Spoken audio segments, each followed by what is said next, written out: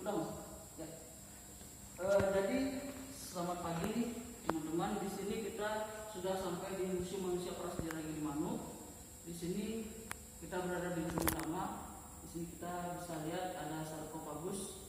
Sarkofagus ini sebagai wadah peti kubur batu untuk para kepala suku yang dulunya di masa prasejarah, di mana mereka sudah meninggal lalu dikuburkan di dalam sini. Jadi ini di sini ada beberapa koleksi kejokan Modinger, di mana kejokan atau kerang-kerang yang dulunya digunakan sebagai suatu bahan makanan yang diolah oleh manusia-manusia para manusia prasejarah pada saat itu. Untuk berikut di sini ada rangka individu. Di sini ada rangka individu dewasa dan rangka individu anak-anak, di mana diidentifikasi bahwa rangka individu ini merupakan berasal dari orang-orang suku ras Mongoloid. Saya ke sana. Dan ini beberapa salah satu rangka individu yang rangka asli individu, di mana ini merupakan rangka individu asli. Jadi posisi meninggal mereka memang ditekuk seperti bayi dalam kandungan, yang mana posisi ini merupakan wujud di mana seseorang yang meninggal dipercaya bahwa akan bisa terlahir kembali. Baik, sekarang kita sudah menuju di koleksi dari zaman perunggu atau zaman perundagian, di mana di sini ada beberapa tajak bersusun dan ada tajak jantung, serta ada fragmen belati dan tombak dari besi juga. Baik, lanjut di sini kita sudah masuk ke masa perunggu yang tadi saya jelaskan. Jadi di masa perunggu itu sudah ada beberapa souvenir-souvenir juga yang merupakan bisa dikatakan sebagai alat barter di masa prasejarah, mungkin awal dari masa adanya barter. Jadi dari sini kita bisa mengetahui bahwa pada masa prasejarah sebelumnya sudah ada pertukaran barang.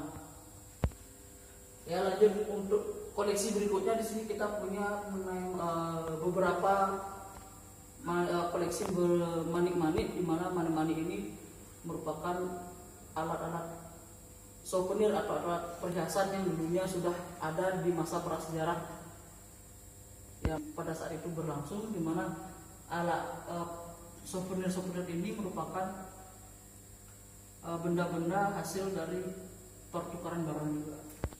Baik, selamat siang teman-teman. Jadi sekarang kita menuju ke lantai 2 di Museum Manusia Prasejarah Gilimanuk, di mana di lantai 2 ini kami memamerkan mengenai benda-benda dari periuk, di mana benda-benda ini digunakan sebagai alat-alat untuk meramu makanan dan menaruh makanan serta minuman. Di sini saya punya mengenai alat-alat periuk yang tadi saya bilang. Jadi periuk ini dibuat dari tanah liat. Memang di sini beberapa benda-benda ini merupakan memiliki ciri khas masing-masing, di mana di sini dari koleksi yang di vitrin ini dan sebelahnya lagi di sini memiliki ciri khas, di mana beberapa periuknya memiliki goresan-goresan tangan berupa yang disebut dengan motif hias terajala, dan ada beberapa motif hias geometri juga. Ada pula yang berbentuk karenasi, periuk. Lalu dilanjutkan lagi beberapa periuk-periuk dan beberapa benda-benda gerabah yang memang dibentuk seperti cobek, mangkok, di mana benda-benda ini digunakan untuk meramu makanan dan menaruh makanan dan minuman. Serta di sini ada beberapa cobek, piring hias dengan motif hias gores dan cawan. Lalu ada cobek besar juga, di mana cobek besar ini digunakan untuk mewadahi makanan yang memang volumenya besar, banyak. Jadi di sini saya punya 3 buah benda dari tanah liat yang terbuat dari tanah liat. di mana benda ini merupakan disebut dengan lekah, kanan kirinya disebut dengan lekah, dan di tengah-tengahnya disebut dengan nando. Akan tetapi fungsinya di sini semua sama, di mana angulo dan lekah ini digunakan untuk tatakan dari cobek besar tadi untuk mewadahi makanan yang biasanya dipanaskan. Teman-teman, semua kita sudah sampai di lantai 3. Di sini kita melihat bahwa manusia prasejarah pada masa itu sudah mengenal bahwa mereka mempunyai mengenal suatu ritual dengan menggunakan alat-alat seperti kedupaan, cawan, ceper, polos. Ini digunakan untuk menaruh beberapa barang-barang ritual. Juga ada fragmen kendi berhias kedok muka. Di sini merupakan cerminan dari suatu penolak bala, dan ada beberapa mangkok hias dan cobek juga. Ini untuk vitrin berikutnya memang berisikan mengenai alat-alat untuk bercocok tanam, dan alat-alat di sini ada alat-alat untuk bercocok tanam juga.